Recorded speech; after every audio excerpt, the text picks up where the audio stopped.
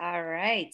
Hello, ladies. Welcome to the 12th Women in Product Toastmasters Club meeting. My name is Svetlana. For those of you who haven't met me, I am the Sergeant at Arms as well as the VP of Memberships. And I am so excited for this meeting. Sean Plott, an esports commentator and game designer, says accessibility drives traffic and growth in technology. That's a proven trend in technology. Personally, I'm a big fan of the accessibility trend and hope that it sweeps across products, digital and physical, quickly. I was lucky enough to work on some accessibility components on our website at primary.com, the company I worked for. I look forward now to following the thread of product trends through our conversations today. For our guests joining for the first time, you are muted on entry, but you can toggle your mic on and off when you speak. You can do the same with the video, but we always encourage everyone to leave their videos on so we can all engage with each other and see one another. Finally, this meeting is being recorded, as it is our policy that by participating in our meeting, you agree that a recording will be available publicly on our YouTube channel and our website. And at this time, I'd love to introduce you to our president, Erica Tamburo. Over to you. Thank you so much, Svetlana. Welcome, fellow Toastmasters, and welcome guests. We are very excited to have our meeting on product trends today. I'm excited to hear what our speakers will share about products, about product trends, and really excited about our new extended table topic session today on product trends. And dear guests, we're very excited to have you here today. We always take this opportunity at the beginning of the meeting to welcome you, to learn about what's brought you here, and just to get to know you a little bit. So if you don't mind, please briefly let us know how you found us and what you're looking to accomplish, maybe. Any volunteers? Hi, Erica. Hey, it's Sunny. I found you guys through Women in Product on Facebook, and I saw the post that Svetlana posted about the intro session, so I figured I would join and see what's about. I've always heard about Toastmasters, but I've never actively searched for one because it seemed very intimidating and I didn't know where to go from there. But my goal is basically to improve on my public speaking, be more confident, and be better at impromptu speaking as well. And thank you for having us. Yeah. Thank you for joining us, Sunny. My very first Toastmasters, I kind of ran away from because it intimidated me and scared me. So I try to share that because it can be hard to start as a Toastmaster. We have a lot of fears around speaking. So, well, I'm glad you found us. Would anybody else like to introduce themselves? Hey everyone. You want to go first? You go. Oh. Hi everyone, I'm Ankita. I am a product manager, and yeah, I heard about you guys through Women in Product as well, and Sunny took the words right out of me. It's exactly the same for me. I have always heard of Toastmasters, but never had the courage to go ahead and join in. So I'm excited to be a part of this group and learn a bit more and become more confident in terms of projecting my thoughts across. So thank you for having me. Thanks for coming today. I hope you have fun. And we got, who's next? I'll go. Hi everyone, I'm Sam. This is my second time visiting this Toastmasters group, and I learned about it through Svetlana, and I'm in product analytics looking to move towards a product management role. Currently I'm at HelloFresh here in New York City, and this is a really fun group. I had a really great time last time, so I'm excited to join again. And I used to be a part of a Toastmasters group before the pandemic when I lived in LA, and so I was excited to find another group with women in product to connect with and continue my Toastmasters journey. So thanks, everyone. It's good to see you again, Sam. One thing I do want to mention to everybody is that guests, you're allowed to come back a number of times. You don't have to make your decision now. If you want to come back as a guest in a future meeting, more than welcome. We'd love to have you. Who would like to go next? I can go. Oh, sorry. You go for it. Okay, sounds good. Hi, yeah, I'm Elizabeth, and I'm a software engineer at a health tech company. I'm based in the Bay Area, but I'm really interested in product and work closely with product managers every day. And the field seems so cool and interesting. I joined the club to meet other product managers, learn more about the field, and practice my speaking skills. And I'm just excited to meet everybody and learn more and get some good practice under my belt. Welcome, Elizabeth. It's very exciting. I look forward to meeting you and getting to learn about you. Yeah, thanks. Thanks for having me. Is there anyone else? Hi, I'm Hannah. Oh, can you guys hear me? Yes. Okay, cool. I was having some audio issues before. I'm Hannah. I am a product manager pretty early in my career, and so I'm excited to join a group of other women interested in the field and really grow my network of women in product. And I heard about Toastmasters through the Women in Product chapter group from the Bay Area. It was one of the events where it was cracking the PM career, and every single question people asked in there, I was like, oh my gosh, me too. Yes, like I love this group. Like I can so relate. So I was really excited to continue to join in events. And then I've just realized that, like, especially in this remote environment, the ability to be able to express your ideas in a clear and concise way is extremely important. And I'm really interested in working on that. And so here I am. Thanks for joining us today, Hannah. Do we have any other guests out there? I don't know if I still count as a guest, but this is my second time coming. I just joined as a member. I'm Anvesha. And I'm a product manager with a contact center technologies company. And why I'm here is basically to be able to, of course, articulate myself and my thoughts better, but of course also to be able to connect on the basis of like negotiations and things like that, and other skills necessary for women in product. Like I've heard of Toastmaster before, but this group resonated with me because you guys are communicating at the same level as what I'm expected to communicate with. So I'm hoping to basically brush those things up. So I'm really excited. I loved the last time. And again, I came from women in product as well. And I'm really looking forward to the journey. Thanks for joining us, Anvisha. 2 new members today. It's very exciting. And Sarah. Hi, I'm Sarah. I'm joining you from Phoenix, Arizona. And prior to COVID, I was very active with Women in Phoenix, Women in Product Phoenix chapter. Really loved the ladies there, learned a lot from everyone. And I have been in products for about 8 years, serving as a business analyst and product owner, and now I'm a product manager.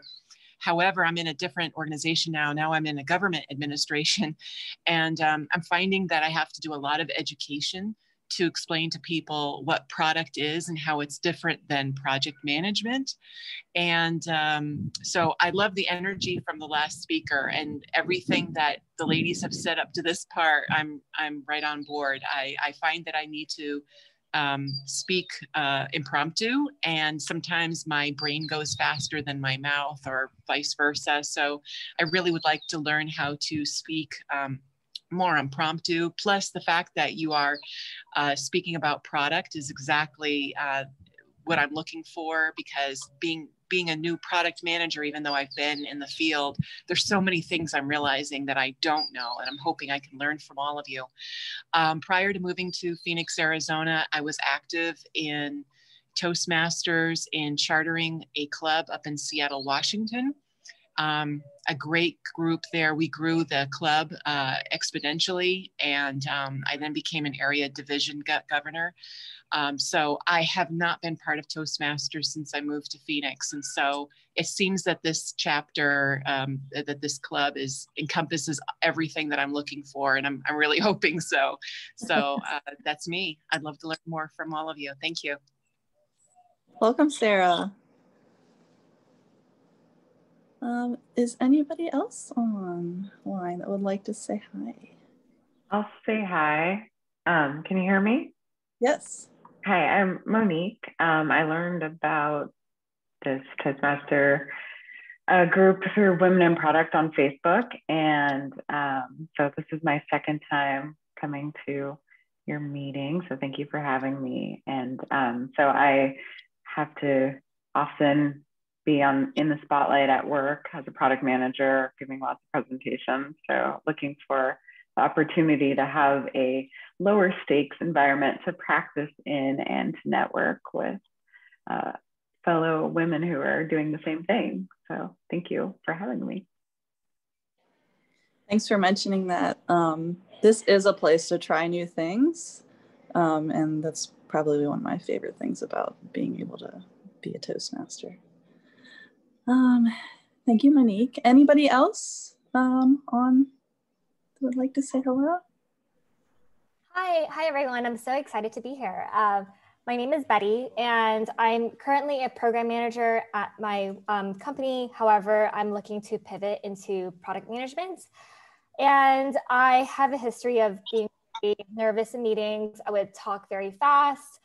I would do many coping mechanisms, like try meditating before, quitting coffee because it helps with my anxiety. So now I'm at the stage where I'm like, all right, I need to learn the skill sets to become a better speaker instead of just using all these coping mechanisms like quitting coffee, meditating, which are all great and are effective. But ultimately, I have noticed, this is my second meeting with this group. And I've noticed that many of you have great skills on how to convey your thoughts in a concise manner. So that's where I'm hoping to go. So yeah, I'm really excited to be here, and I am, thank you for letting me join as a guest. Thanks for coming again. I hope you have fun today. Do we have any other guests on the line? That felt like a very old thing to say, on the line. Okay. So welcome all our guests. It's really great to meet you and to see you again. As Sarah mentioned earlier, this is a great opportunity to practice impromptu speeches. When we get to our table topics section, part of the meeting, we invite you guys as guests to participate as well. So if you can let Liz know if you would like to participate or if you would rather just watch today, we can include you. All right. And we also invite you all to a Q&A. I've mentioned it already, but there's going to be a Q&A following the meeting if you'd like to hang around, ask some questions, and get to know us. So on the agenda, I am to introduce the Toastmaster of the day, which is myself. So I'll skip, that'll be weird introducing myself. What I will say is that trends are important to keep up with. As most of you know, if you're not innovating, you're not keeping up with the needs of your users, and you could be left in the dust. Here, we are working on ourselves as products, and I'm willing to bet that there are a few trends that you are trying out right now to help advance your skills, to build your presence, and to expand your network. So over the course of the meeting, I asked you to think about what trends you are trying. And at the end of the meeting, I'll ask everyone to share a trend with everybody so that we can all keep up with important trends and we won't be left in the dust. All right, now the next section, we'll go through our meeting roles, and I'll ask everybody to kind of briefly introduce your role and let guests know what you'll be doing today. Raji, are you there? Would you mind talking about evaluations? Sure. Hello, everybody. Special welcome to all the guests attending the meeting today. I am the general evaluator for today's meeting. What this means is evaluation is a very important part of Toastmasters. So all the speakers who are speaking today will be getting their specialized feedback from folks who have picked up the role of evaluating. So they'll give them what went well in the speeches. Then we have a few other functionaries like the R counter will be keeping track of all the R's and ums, and which are usually called as filler words, which will help improve everybody with their speaking skills. Then we have the role of grammarian, who will keep a note of the language. And then we have timer, who will keep us on track. So this makes up my team. Once my team gives their own individual reports, I'll be overall giving my evaluation of the meeting, what went well, what could be improved, so that we keep learning and keep getting better as each meeting goes by. So that'll be my role today. Back to you, Erica.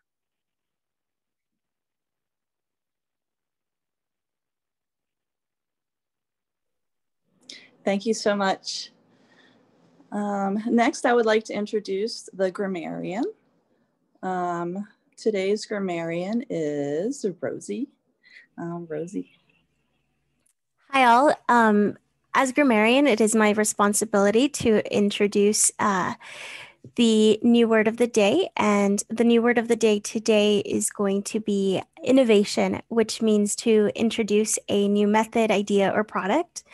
Specifically, when it comes to the PM world, it refers to introducing a new solution that is better than the previous solution. So that means bringing forward something that's going to make your product faster, better reliability, right? Easier to use and such. As grammarian, it is also my responsibility to pay close attention to all the speakers and see if they're using the word of the day or what other expressions they're using in their language that is outstanding. So at the end of today's meeting, I'll give a report on who used the word of the day, as well as point out some of the outstanding phrases, words, or thoughts that they may have introduced to their speech. Thank you so much, Rosie. So don't forget to use innovation today. So now we'll start with our first speaker. I am so pleased to introduce Svetlana Benzion as our first speaker of the day. Svetlana's warmness and enthusiasm has started many meetings this year, and I am so grateful that she's part of the club leadership team, serving as our VP of membership. Svetlana is a product manager and a cycling enthusiast, so it might not surprise you to hear that her favorite product trends are wearable fitness technologies, and her least favorite are every brand's attempt at athleisure. Today, Svetlana is working on her presentation mastery pathway and presenting the talk titled Bread and Butter Minus the Cookies. You always have such fun titles, Svetlana. Take it away. Thank you so much, Madam Toastmaster, fellow Toastmasters, and guests.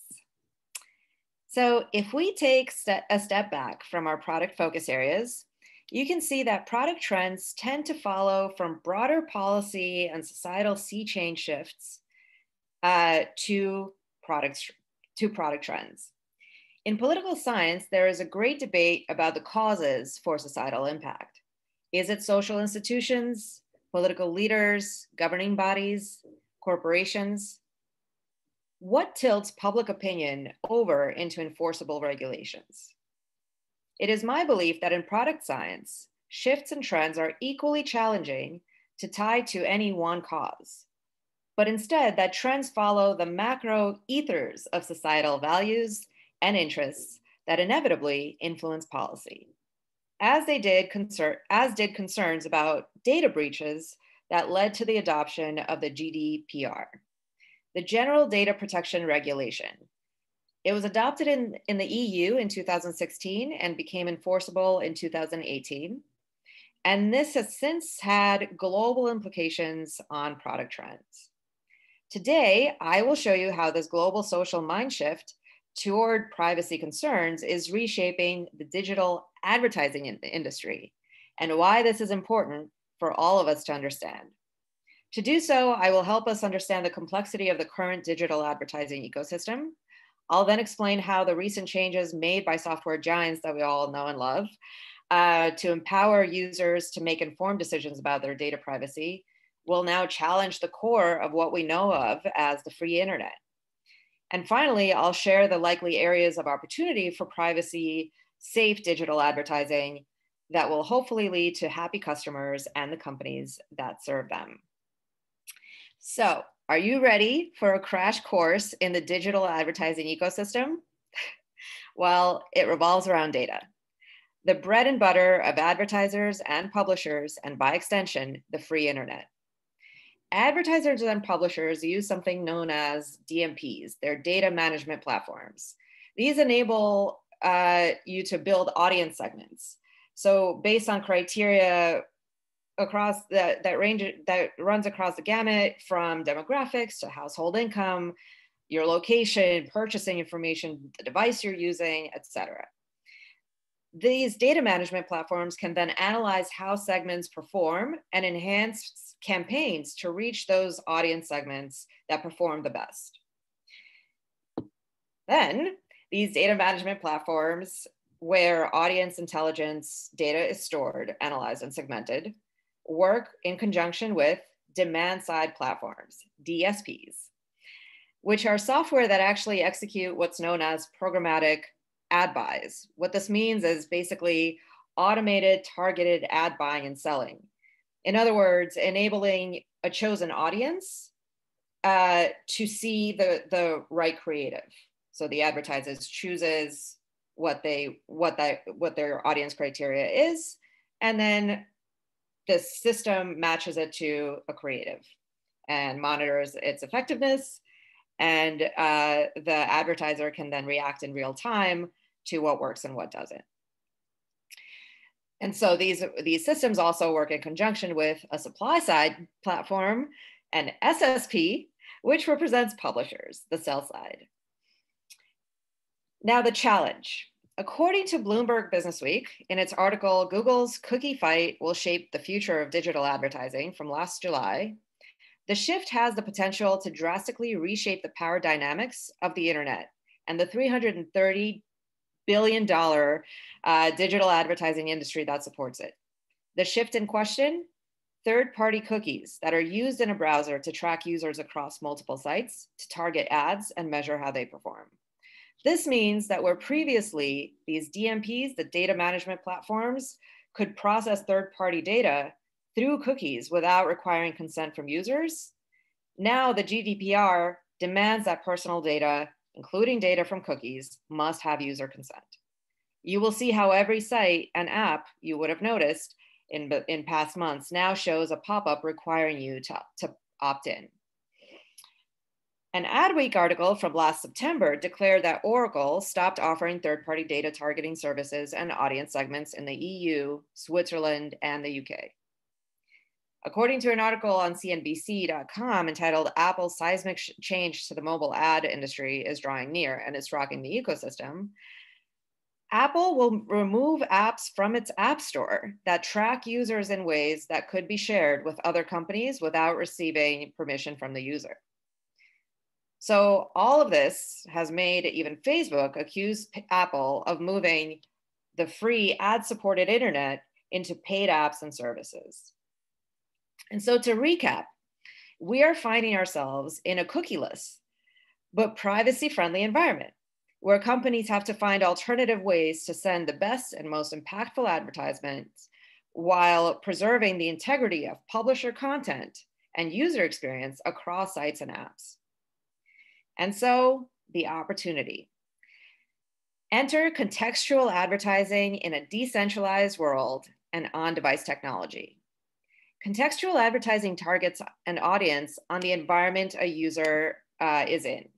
So think a user of one app could be generally interested in another app. So if I've downloaded and consistently use a weather app and a GPS cycling app for bike rides, I'm also likely to be in the market for cycling related accessories. So there are several ways companies are supporting this. One is by decentralizing data, and another is through on-device technology, which could store information about a user and on a device, and then connect it with audience targets that are also sent to the device by advertisers. So to conclude, the massive changes to the bread and butter foundation of the digital advertising ecosystem, data, minus the cookies, or use of third-party data tracking for ad targeting, combined with the impressive advancement of user-centric privacy supports, the industry has to change with the times. Companies will have to find alternative ways to track and measure content insights and engagement. It's a space ripe for innovation and new trends, very likely to show up in the form of on-device technology, a new product trend. So thank you. Back to you, Madam Toastmaster. Thank you, Svetlana. Gosh, what amazing content. There's so much in there that all of us, I'm sure, would love to learn more about. If you'd be willing to share your resources, I think that would be great reading material. And now we'll take a minute for everyone to write down some feedback for Svetlana and for her evaluators to gather their thoughts.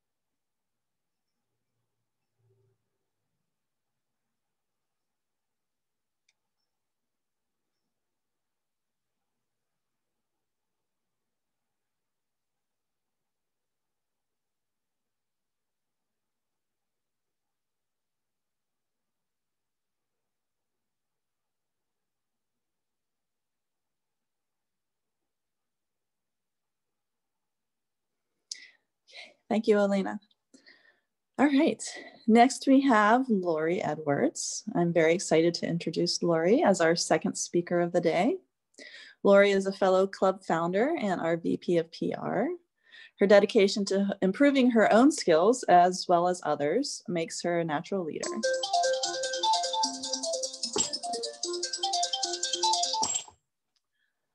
Sorry about that. Let's see. She's a senior product manager at Niche and a hot pot enthusiast. Her favorite product trends are inclusive design, and her least favorite trend is swiping left and right. She's glad to see that it hasn't taken off across many platforms. Today, Lori is working on her visionary leadership pathway.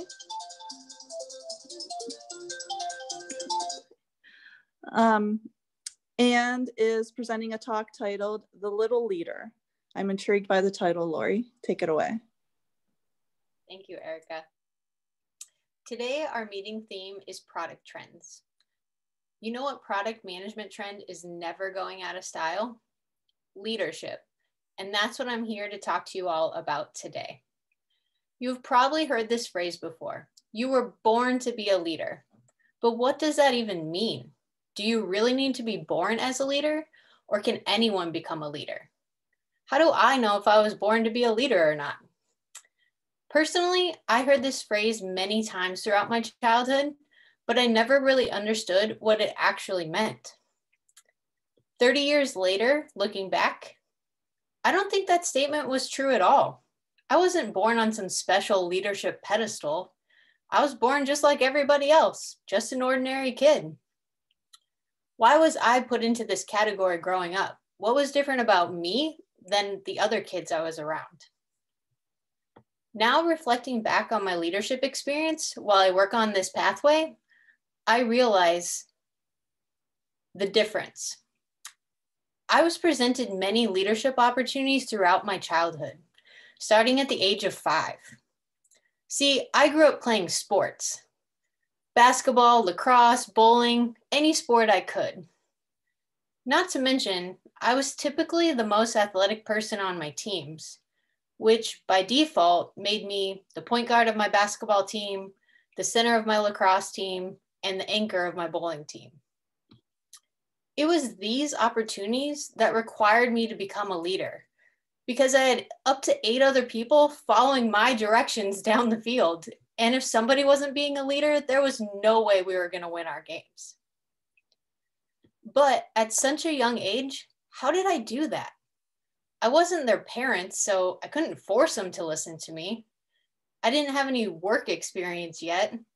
I mean, I did run a lemonade stand, but the only employee I had was my dog. I did this by following the 3 I's: inspire, influence, and impact. First, I had to inspire my teammates to play with all their heart and be the best athletes they could every time they stepped onto that court. My secret weapon was leading by example. When they saw me do it, they started doing it too. If they had a rough game, I would show them empathy. I'd tell them to shake it off and come back even stronger for the next game. Furthermore, I took the time to build relationships with each individual and understand their personal goals. These actions enabled me to keep inspiring them to dream bigger year after year. Secondly, I had to influence my teammates. Thankfully for me, I had an ace up my sleeve for this one. My grandpa always taught me to seek first to understand. Therefore, I listened to their concerns and frustrations. I took the time to learn more about why they believed they couldn't do something. Then I helped them create a game plan to turn those can't do's into can do's. I would stay after practice to help them run extra drills, show them new techniques, whatever they needed to be successful. I cheered them on when I saw them keep trying, and I cheered even louder when I saw them finally get it right. I made them feel important. I empowered them to keep innovating their game. And most of all, I made them feel heard. Last but not least, I had to make an impact. Little did I know, my leadership skills started to have a huge impact. We started winning games, which led to us winning tournaments. In high school, we won state championships, and in college, I won national championships. Together as a team, we made an even larger impact on our communities. We developed the best youth girls basketball and lacrosse programs in our state. We created opportunities for thousands of young girls to join these programs and learn all the wonderful things we did as kids and more things that we didn't get those chances for. In addition, we brought even more leadership opportunities to our local community for adults. These adults could join our programs as program coordinators and as youth coaches. Today, as I reflect on these memories often as I lead product teams across our organization. I lean on these 3 I's to uplift my peers, engineers, and even this community of product managers. I take advantage of my coaching leadership style to inspire, influence, and create a positive impact for all. As a result of my life experience, no, I don't think I was born to be a leader, but I do believe I learned how to be one. And as I continue to grow, I'm always looking for more opportunities to reflect or to refine these skills and continue to grow. Today, I challenge you to take on a new opportunity as well and continue growing your skills, especially the ones right here in our own club. As I wrap up this presentation, I'll leave you with this quote from John Quincy Adams. If your actions inspire others to do more, dream more, learn more, and become more, you are a leader. Thank you. Back to you, Madam Toastmaster.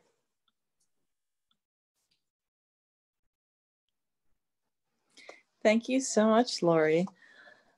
What a great reminder about growth. The 3 I's are awesome, and great call to action.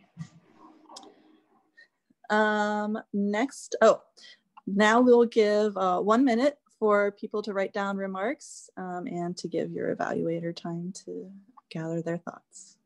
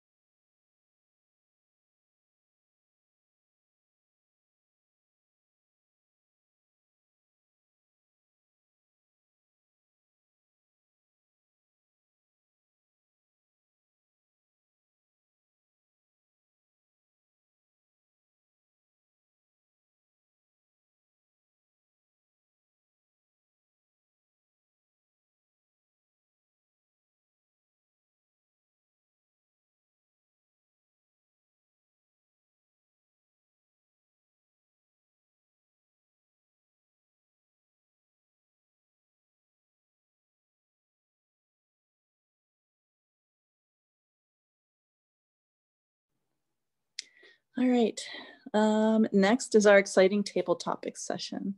Liz Barnum will be leading us through table topics. And guests, we invite you to participate if you would like. Take it away, Liz. Thank you. So the goal of table topics is to challenge ourselves to improve our impromptu speaking skills. This gives us an opportunity to practice answering questions when we're on the spot. We know this happens all the time at work. So how this will work is I'll say a question, pause for a few seconds, and then choose someone to answer. The speaker will have 1 to 2 minutes to respond to the question. And to make this extra fun, we ask that everyone in the room vote for the best table topic speech. You can send your vote via private message to our vote collector, Melissa Moore. So one other tiny note on logistics, any member can be called upon to answer, but for guests, you're welcome to opt out of this exercise if you'd like. Just direct message me privately and you won't be called on. So with that context, let's get started. So in line with today's theme on product trends, we're going to be thinking about how the product landscape is changing. So the first question is, what trends spurred by COVID-19 do you think are here to stay or maybe passing fads? So I'll call on Amy to answer this.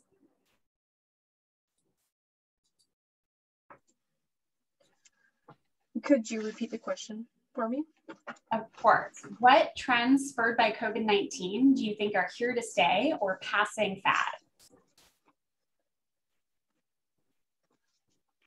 I think that trends that are probably here to stay are going to be things like online meetings like we've been doing. I think some of that will go away to some extent. I don't think we'll be at the same level potentially at some point that we will be, but I think overall, I think companies are realizing that people can work from home and do more and still be productive at home. So I think companies are realizing that a lot of people are going to stay working from home and can stay working from home.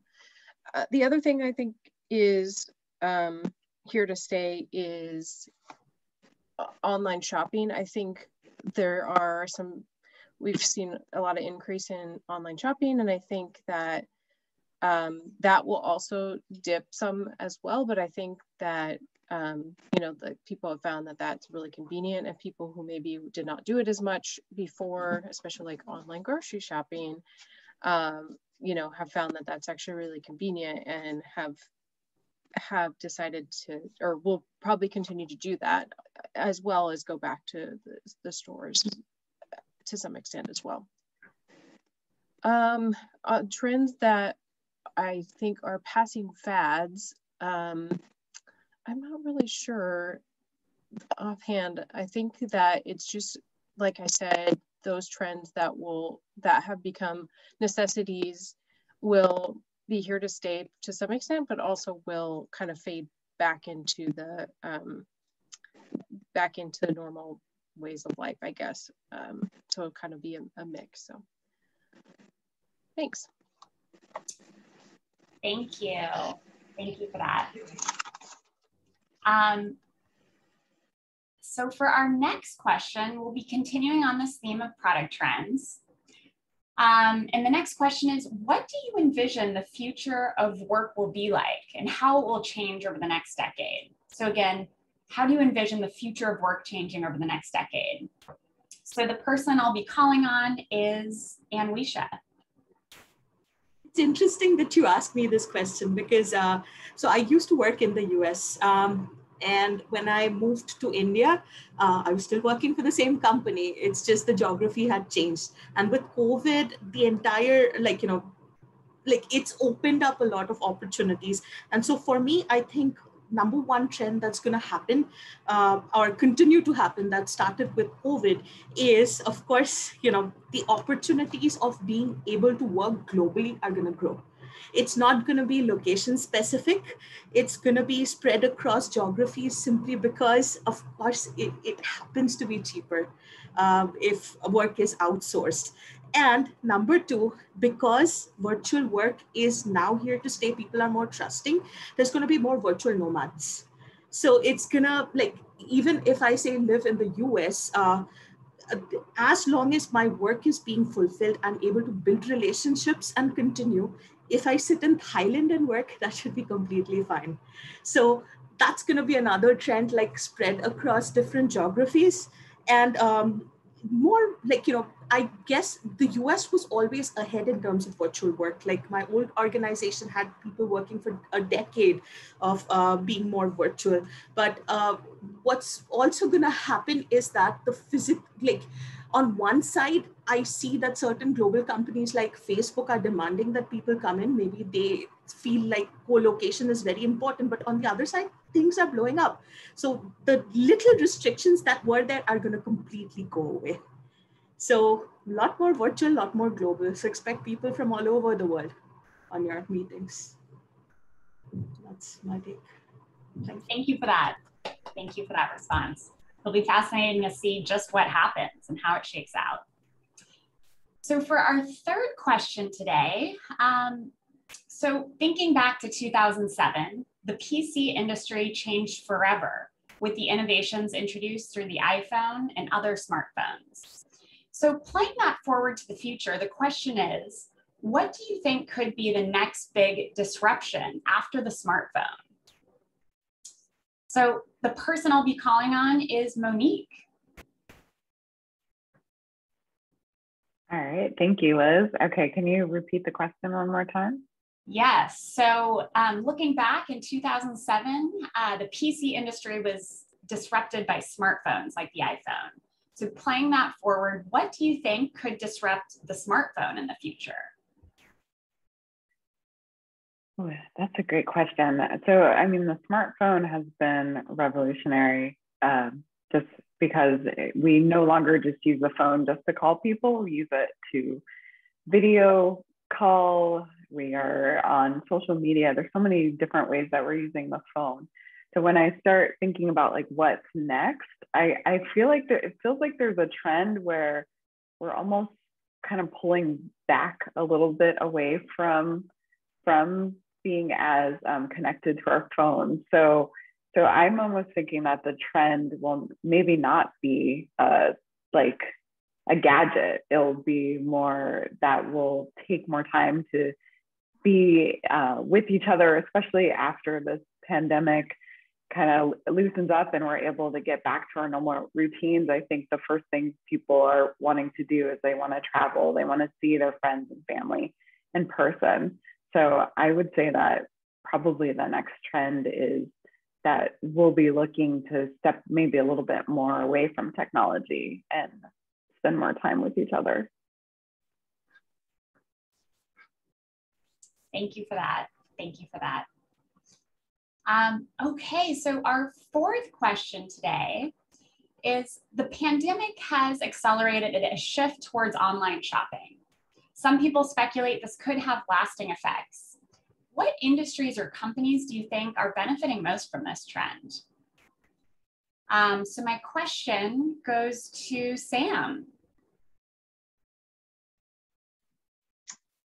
Thank you for the question, Liz. All these questions have been really interesting to think about. Particular industries that I think that are really going to capitalize on online shopping. Obviously retail, I think that's just the immediate first thought is companies who've already enabled online shopping where versus only storefronts. I think that's just going to be the norm. And then the exception is those few experiences, quote experiences, that also have probably some type of tech enablement as well, even if you are shopping in store. I think that's just going to be the trend here on out.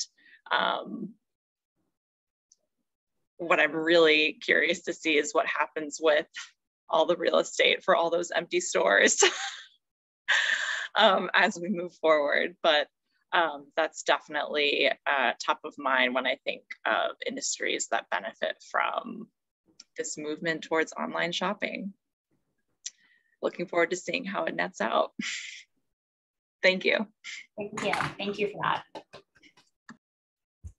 All right, so our fifth question is, as the tech industry continues to invest in automation and machine learning, some people speculate that these technologies will eliminate jobs, while others speculate it'll just enhance productivity. So the question is, which camp do you side with on these technologies? Will they reduce jobs or enhance productivity? So my question goes to Jennifer. Thanks, Liz. Can you repeat that one last time? Of course. So as the tech industry continues to invest in automation and machine learning, some folks speculate it'll eliminate jobs, while others speculate it'll just enhance productivity. Which camp do you side with? Yeah, thanks for that question. When it comes to machine learning or enhancing productivity, I'm a little bit in both camps, to be honest. I think it will enhance our productivity. I think it will potentially also provide different innovative opportunities for people to potentially be doing different things. And so what I mean by that is I think it's vitally important if you think about the landscape of where jobs are going. It's really some of that is shifting the day-to-day simple automated type of tasks into everyday commodities. Where I think it's also leading us to is forcing people to take on an ownership of more critical thinking type tasks. So I think it's important for us as a society to really be thinking about how do we grow our people, our companies, our staff to be better at critical thinking type activities that are not as easily automated. And if you don't get on that train of critical thinking type activities, it could be really tough in the future to maintain what you need to from an employment perspective going forward. Thank you for that. Thank you for that response. Yeah, thanks. All right, so our final table topics question. So after the Spanish flu in the early 1900s, there was a decade characterized by economic and cultural prosperity known as the Roaring '20s. So the question is, do you think a similar phenomenon will happen in the near future after COVID-19 vaccines are widely disseminated? So for this question, I'll call on Hannah. Thanks, Liz. In thinking about how artists and people who create culture have been continuing to try to find outlets throughout the pandemic of ways to create and really innovate how they disseminate their creations, I do think that there will be this release of cultural and and art, culture and art after we all sort of return to public space after the pandemic, because people have continued to create and they're continuing to collaborate with each other in new ways. And once that we are able to return to museums and concert venues and other places of sharing this culture, we will be able to engage with this continued content in new and very exciting ways. And so I think the pandemic has actually pushed creatives to think about how to continue to bring their creation to the world, and will actually be able to engage even more people than they ever had before in participating in that art and culture. Thank you. Thank you for that. Thank you. Well, thank you to everyone for your incredibly thought-provoking responses. So as a reminder, vote for your favorite response in a private message to Melissa Moore. And with that, I'll hand it over to the Toastmaster.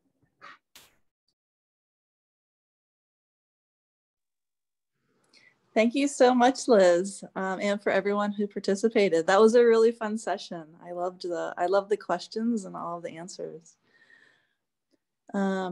I'll give you all a couple seconds to send your votes in before we start on the next portion of our meeting.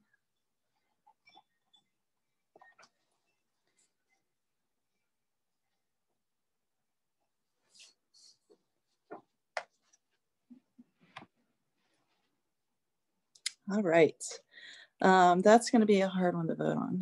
There were so many really great answers, guys. Okay, so today I have a surprise. And before I let you know what the surprise is, I'm going to remind you that at the beginning of the meeting, I asked you to think about some product trends that you are using for building your presence, advancing your skills, expanding your network. So just a reminder to think about a product that you would like to share with everybody today. Okay, so today's surprise session is a brainstorming session. It's for us to play today. It's a play session using products that surround us to creatively come up with the next hot trend.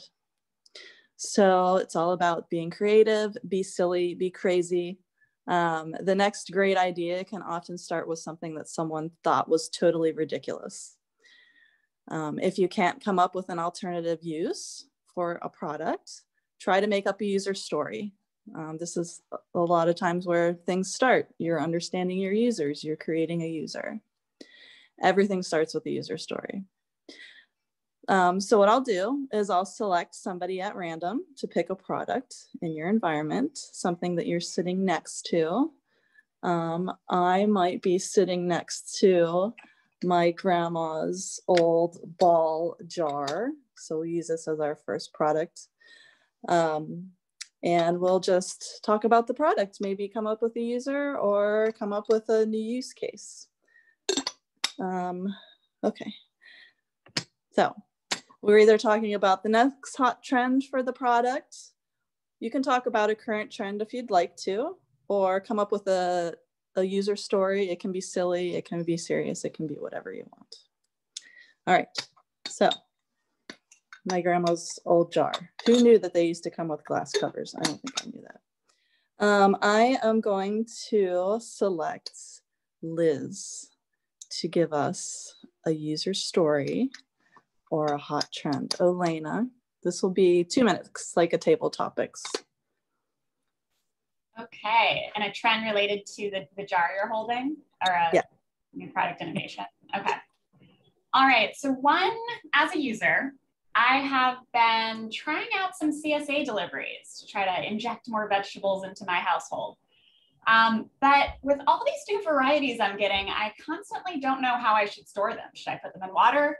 Should I wrap them with a damp paper towel? Should I put them in a Ziploc? There's all kinds of blogs online with different tips and tricks.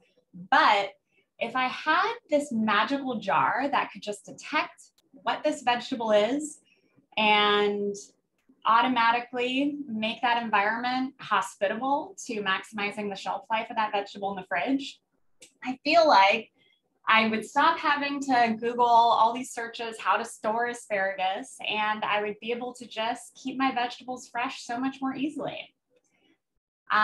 So I would imagine that this would have some kind of voice enablement that would coach me through whether I need to fill it with water or not. And then I could just go about my day much more easily with fresh vegetables in my house.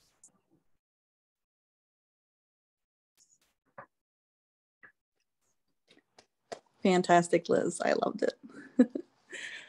Okay, so I'm going to pick on somebody to pick a product out of their environment.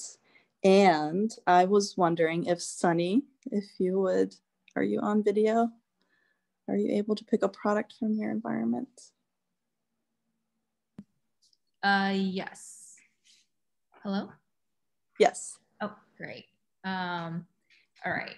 I think a product I have around me would be, I recently bought a keyboard, a piano keyboard. So back then I used to play piano as a kid, but during quarantine, I feel like my hobbies have like diminished. So I decided to buy one again and pick it back up. So I think one innovative way that would be cool would be learning, instead of having like a person come in to teach you how to play, like back then you have lessons, but if you can do it virtually. So whether it be, let's say, imagine a keyboard that, I know there's a lot of light up keyboards out there nowadays, but if there's a way for your instructor or like even a friend that like can see like the keys that you're playing, or like you can see the keys that they're playing virtually.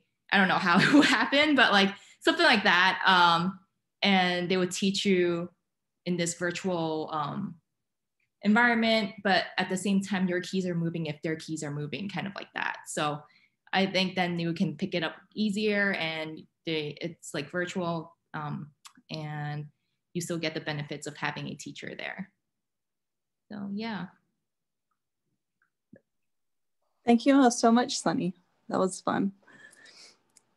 Let's see. I'm going to pick somebody to pick a product. Rosie, do you have a product you would like to pick out of your environments? Yeah, so I'm not sure if it exists, but one of the things that I've been doing right now is using Udacity to take a Python course. And one of the things that's very limiting in probably everyone's life is time. And so if there was a way that I could make my iPad like really waterproof, so some sort of product that would stand it up at like my eye level and would make it waterproof so that I could shower and maybe like go through my class at the same time. Or even if I wanted to watch Netflix, right? I don't know like how long people's showers are, but I wish I could have some sort of product that would have a great speaker, be waterproof, and essentially protect my iPad, maybe even use it during bath time, right? So that would be my product.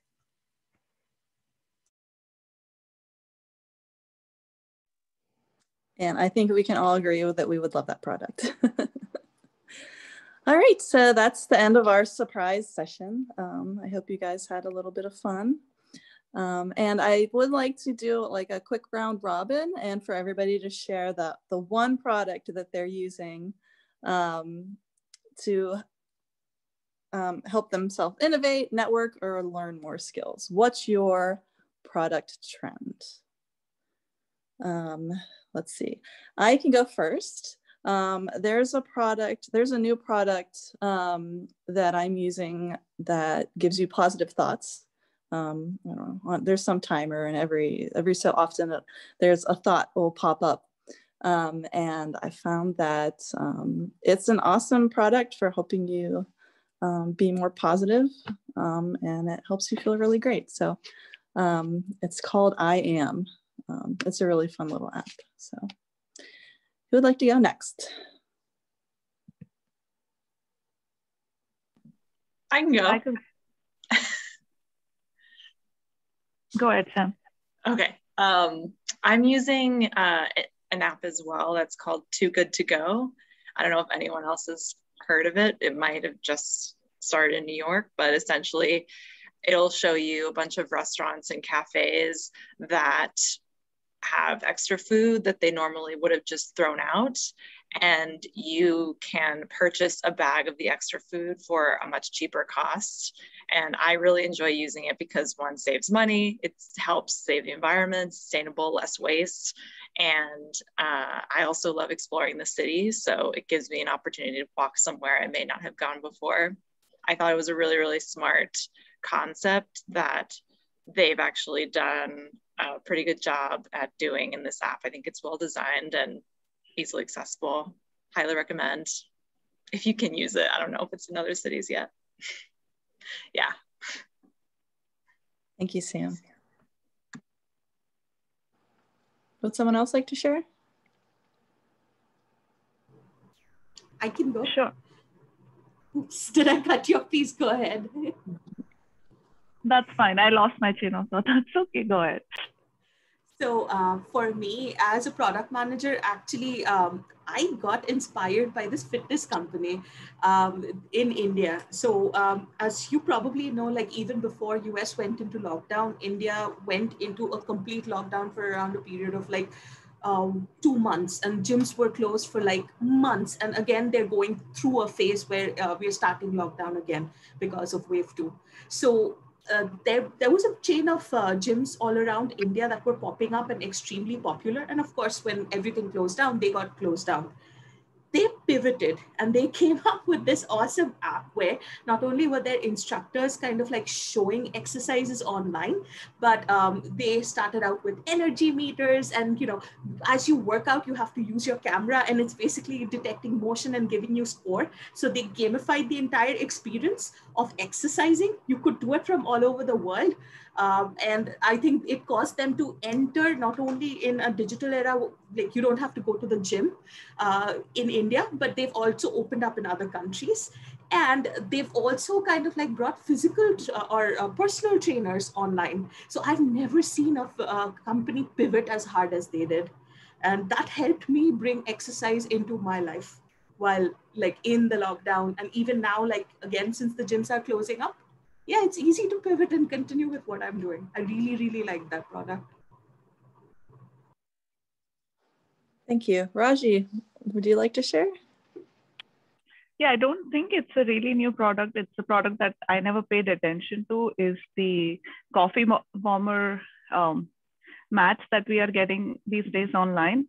Especially when we were going to office in person, it was always easy to brew yourself a hot cup of coffee from the coffee machines that were available on campus. So I feel that's a really good addition to anybody's home office to always have a hot cup of coffee, because I guess we're so absorbed in work that we don't have the time to go through the whole process of brewing ourselves a cup of coffee and keeping it warm on those. So that's something I discovered during this lockdown, and it seemed pretty simple and innovative to me. That is a good point. That is a very good point. Thanks for sharing that. I think we have time for one more. I'll go. Sure. So one thing that I discovered over the past year, just from a job standpoint, I've been, I have a job, but I've kind of been, keeping my eye open on the market, and I guess that's what we all do. But there's this service or company that has opened up in the past couple of years. It's called the Mom Project. I don't know if anybody is aware of that. They're on LinkedIn and they have a website, and you sign up, and it's just like any other, well, not like any other talent, where you send in your resume, but it actually helps you. I put in my resume information, and then it gave me creative ways to change my resume. So you become part of their network, and they'll send you job, but it's really, there's a lot of other resources that's provided, and they do a lot of online, LinkedIn, we're live now, and they'll talk to moms, and it's, moms in different stages of being a mom. So it's, I just found it to be very a very interesting resource for women, not just, I know a lot of you are probably are super young and not moms yet, but someone like me, I'm a mom, and it's been very, very helpful to be in a network of a lot of different, access to a lot of different women and what stage they are in their mom careers, essentially. Thank you so much for sharing, Tanya. And that wraps up our surprise session for today. I am going to hand it over to our general evaluator, who is Raji. Thank you, Erica. So now it's time to get some feedback on how we did throughout the meeting. So let's get started with our speech evaluation. So firstly, we'll have Namrata evaluating Svetlana's speech. Over to you, Namrata. Thanks, Raji. Hello, everyone. Good morning. Can I see Svetlana? Great. Let me be pinning her. Oh, yeah, there she is. Wonderful. It's nice to see you like this, Svetlana. And right from the start, I have to say the title itself, I think Erica said it in the beginning, the title itself was so captivating that when you sent me the evaluator note, I was like, oh my God, I need to know more about this. So kudos on choosing a title that captivated the audience right from the start, and especially me as an evaluator, I can speak to that. It brought in the curiosity to, okay, now I need to know more. I think that itself is a good start to your speech to get you on the hook, even before you've said anything. So kudos for doing that. And that also ties into the fact that it speaks to how much you would have thought through the topic and made sure that you are engaging with the title too, because I think a content that has a good structure, good research and knowledge base that has gone into it shows up right from the beginning. So for me, it was the title. Then even after the title, when you started your speech, you started with tying the product trends to policies and then took it to digital advertising. And that, again, to me as an audience member listening to your speech was, okay, why is she talking about policies? How is that related to trends? And then, keeping on the curiosity bump. So that was amazing. I think that was a very innovative way of really structuring your speech. So kudos for doing that. And your passion and knowledge about the topic was evident. Even everything was data-driven. All the facts that you brought in kept us glued in to be understanding, based on the current situation, what you're talking about. So that really showed that you have personal passion for this and you well-researched the topic. And you were also really good at maintaining a comfort level with audience. You have this way of speaking where, yes, you would have facts that you'll be talking about, but then you'll move on to really look into your audience and also make it conversational. That is a demeanor that you bring about to your speech that makes it very engaging. So I would definitely say keep up on that. Some of the things that I suggest you work on would be, you had a lot of technical terms in your technical, or some things that would resonate with people who are in the field. It was great because in the sense, that you have done the research, but as an audience, because the topic is new to me, the long sentences would make it a little bit hard to follow. So I would say just to work a little bit on that. And this normally happens when you're passionate. And so I would say bringing in a little bit perspective on what that would look from an audience perspective would be helpful so that things don't get lost in translation. And last but not the least, I would say that, it little bit appeared that you were reading through the notes.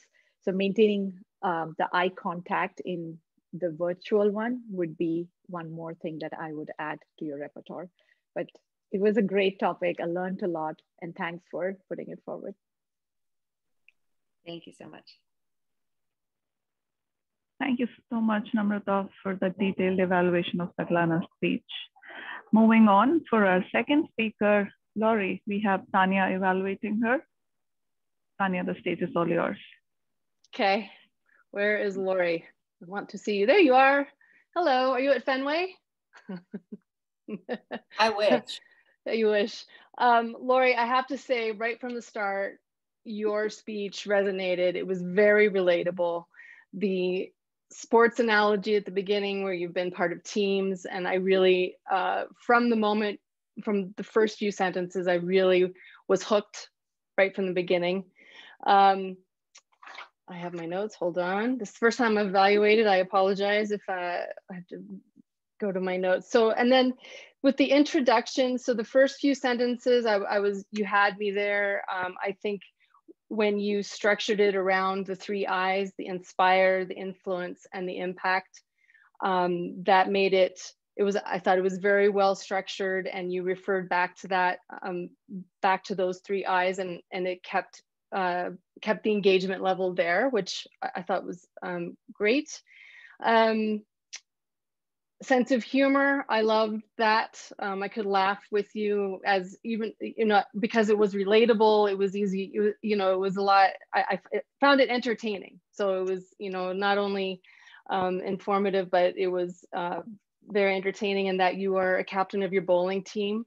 That's pretty impressive too. One thing that I thought you had a couple of opportunities, I thought your gestures were good. There was one place where maybe you could have shown a little more enthusiasm. So there was one part where you were talking about being a coach and telling, you said, shake it off. You could have been like, shake it off, like maybe a little bit more enthusiasm, because your speech was so entertaining. I thought that would be something good to add to that. And then because our word of the day is innovation, you could have added a 4th I for innovation, but other than that, I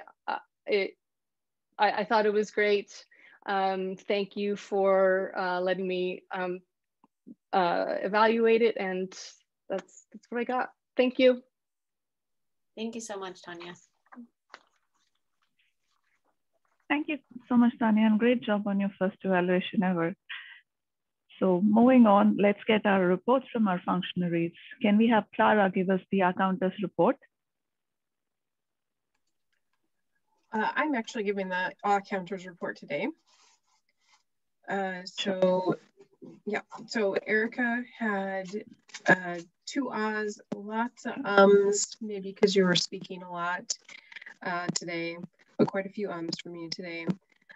Raji, 1 ah. Rosie, 1 ah, 1 Svetlana, 4 ahs, 5 so's, and 5 repeated words or phrases. Lori, I didn't count anything for you. Liz, 4 ums, 2 so's. Oh, I'm sorry, I don't remember how to pronounce your name. Anshwe, I'm sorry. I'm so sorry. No, Onwisha. Sorry about that. 3 ahs, 2 so's, 1 like. Monique, 1 2 so's, 2 repeats. Sam, 1 ah, 1 1 but. I didn't count anything for Jennifer. Hannah, 1 ah, 1 Sunny, 2 ums, 3 so's.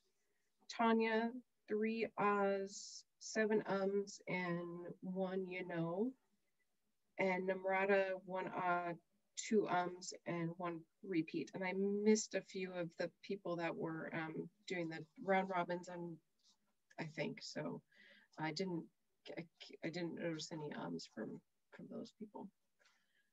And that's it. Back to you, Raji. Thank you so much, Amy. Can we have the Grammarians report from Rosie? Thanks, Raji. Awesome. So we had several people use the word of the day. When it came to the speakers, Lori and Svetlana used the word. When it came to some of the table topics, I noticed Liz and Hannah also used it as well. In terms of language, I really liked that Svetlana used DMP and she defined it. She gave a great example of what it is and what it can be used for. When it came to Lori, I really liked that she used the phrase seek to understand. I think it's so important, especially when it comes to being a PM, to making sure that we understand all of the needs that are needed in that area. And when it came to the table topics, I really like that Amy used normalcy, Monique used revolutionary, and Hannah used disseminate. Perfect. And back to you, Raji. Thank you. Thank you so much, Rosie. Can we have the timers report from Olina? Hello, everyone. What a fun meeting today. I've enjoyed a lot. For the main speeches, Svetlana's speech was at 7 minutes and 16 seconds. Lori's speech was 5 minutes and 50 seconds. For the table topics, Amy's speech was 1 minute 45 seconds. Anwisha's 1 minute 48 seconds. Monique's answer was 1 minute and 12 seconds. Sam had minute and 14 seconds. Jennifer, 1 minute and 18 seconds. And Hannah had 1 minute and 36 seconds. I did start counting fun sessions and then I lost track because it was so entertaining. I couldn't, I was just listening. It was fantastic. Great idea, Eric. I really enjoyed. Then going to the back of main evaluations for Namrata and Tanya. Namrata's evaluation was a little bit over time. It was 3 minutes and 30 seconds. And Tanya was 2 minutes and 17 seconds. Back to you, Raji. Thank you. Thank you so much, Alina. Now it's time to give my report on the meeting. I think we had a great start. We started on time. We had a great quote from Svetlana, followed by Erica introducing all our guests. And so glad to see so many guests in the meeting today. And we'll take your feedback once I'm done with my report. And I guess all our roles were filled before the meeting, which is a great thing. We had a good flow going throughout the meeting. One thing, I think Erica did this, but maybe this is something to keep in mind, to very clearly break down the sections in our meeting. Each time we don't really have a brainstorming session since we had one speaker less and we had some time. That's something that came up, but maybe just giving our guests a clear idea about what to expect in the meeting in terms of our agenda would be a great idea. I think we did mention parts of it, but maybe clearly putting it out there would be really helpful to the guests as well. Apart from that, I think we did a great job on our 12th meeting. And that's it from my report. So back to you, Erica.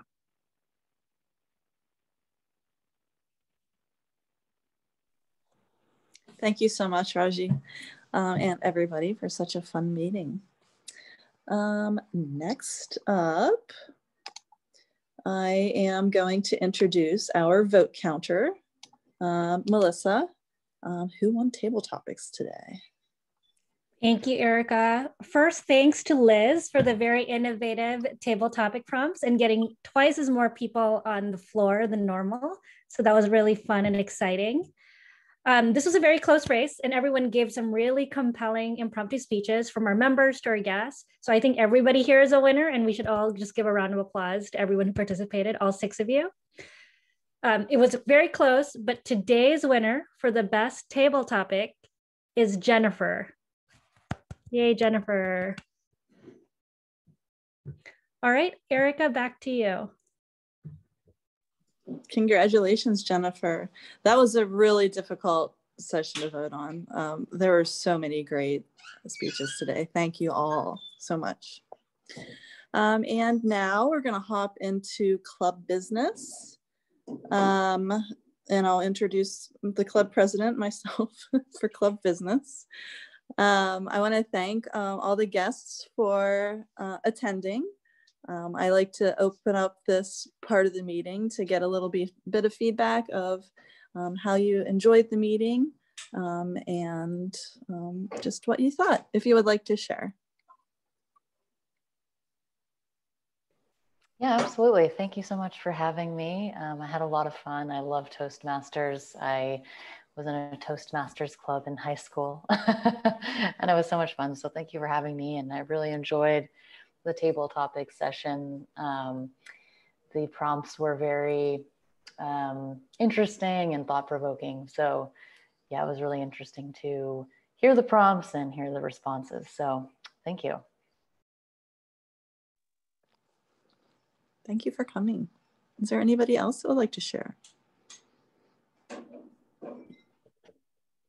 I'll share. Hi. Oh, good. I just wanted to say I have to drop because I have to go catch a flight. But I really, really enjoyed this meeting. It was wonderful to hear everybody's speeches and really get to hear a lot of interesting things. I think like the overall theme of trends in product just is very fascinating, and it's wonderful to be able to hear people's perspectives from like just across many different industries. So beyond just being like an awesome place to connect with other people, I've learned so much through this meeting. So really, it was really great. Thank you so much. Thank you so much, Hannah. And I have to go. Bye. Would anybody else like to give us some feedback? I'll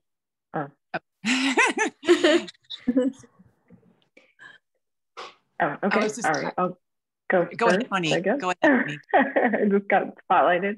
So I thought it was a wonderful meeting. It was so great to hear everyone's speeches and the table topics. I thought the theme was super fun, and also the surprise brainstorming. So thank you for letting me be a part of it.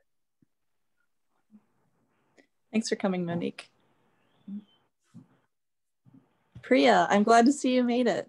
Yes, I'm sorry about joining late. I was under the impression that it was starting at 10:30, but I should have checked the timing earlier. So, but I'm glad that I could listen to a part of your meeting. And the time that I joined, there was the table topic session. So the questions seemed very intriguing and thought-provoking. If I was put on the spot, I think I would have taken at least 2 more minutes to think about each question, but I was totally overwhelmed by the answers that some of the members gave. So it's a very good way to think about the product trends, and the theme itself about product trends is a very broad topic. It can be technology, it can be regular day-to-day life, it can be education. So looking at one product from each of these different areas might be a good idea. That's just my thought. Thank you so much, Priya. Mm-hmm. All right, well, we'll invite everybody, anybody who would like to stay after for a 10-minute Q&A after the meeting. And we'll hop into club business. So Elena and I chose for this month's theme to forge your path. We've talked about, vision was last meeting. This meeting is about product trends. So our next couple of meetings, we're going to be talking about pathways. So the question is, how are you forging your path forward? May 15th and 16th is the District 101 Spring Conference. Registration is open. We encourage everybody to attend.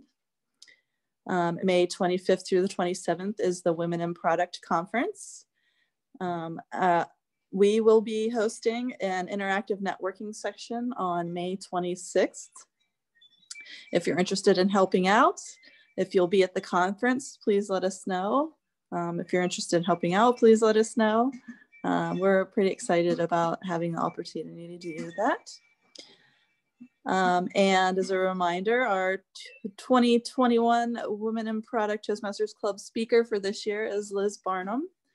For those of you, we're excited to see Liz speak. For those of you who are new, our club has a speaker slot each year, and Liz will be our first speaker. And we have a new program with Women in Product, new speaker evaluators. We evaluate speech of a fledgling speaker at the conference. So thank you to anybody who's reached out to volunteer. If you're still interested in volunteering, please let me know and we'll have more information soon. Leadership roles and positions. Svetlana has taken up the role of VP of membership, is doing a fantastic job, and would like to hand the reins of SAA over to somebody. You would get a nice taste test of SAA for the next couple of months, and then new leader voting. I'm losing my words here. Term voting is in June, so you can run again if you still like it. So anybody who is interested, please reach out. We would like to get that role handed over. Following next meeting, we are going to have a new member onboarding session. So new members that are here today, please be aware, and we will be reaching out with an email soon. And evaluation training. The lovely Rita has volunteered to give an evaluation training, so we will do that next meeting, not this meeting. And I am going to hand it over to Olena, our VP of Education, to talk about schedules. Thank you, Erica. So I just added a link to the chat. You can open a document that actually is going to tell you who's going to have roles assigned for the next meeting. Most importantly, if you can't attend for any reason and you have a role on April 25th, please let me know as soon as possible so we can find a replacement and people have time to prepare. And as Erica mentioned, we're going to have another fun meeting because Rita, our club mentor, is going to have a training session on how to give feedback, constructive feedback, and evaluation, not only for the speeches, but this is a skill that you're going to need pretty much everywhere. So that'd be very interesting. So we will have only 2 speeches, 2 speakers that day. I think we're going to keep the trend of having extended table topic session. Today was so much fun. And then we will have training by Rita. So I highly recommend everyone joining that meeting and carve some time in your schedule for that. Again, if you have any questions about the roles assigned, we'll be sending more information because we have a shared Google Drive where you have all the tips, do's and don'ts and templates for your roles. So don't be shy. And also I did send a survey to our members. Please fill it out and let me know if you'd like to take on more roles in May and June. Even if you see, when you see people assigned, we can move things around and shift things around to accommodate everyone's needs. And with that, please be mindful that I will understand stuff happens last minute, but especially if it's a speaker role, please let me know as soon as you, for some reason, can't attend, if that's the case. Yeah, thank you so very much. And again, a reminder, you can stay if you have any questions, pretty much literally any questions after the meeting, and we'll be very happy to answer. We'll be there. Thank you. Back to you, Erica. Thank you so much, Ilana. All right, I will officially adjourn today's meeting. Thank you all for attending. I had a lot of fun. I always have a lot of fun with you guys. And see you next time. Great. Bye all. Bye everyone. Thank you. Svetlana, can you transfer if you're leaving? Just in case. I will stay, but I'm just going to stop recording.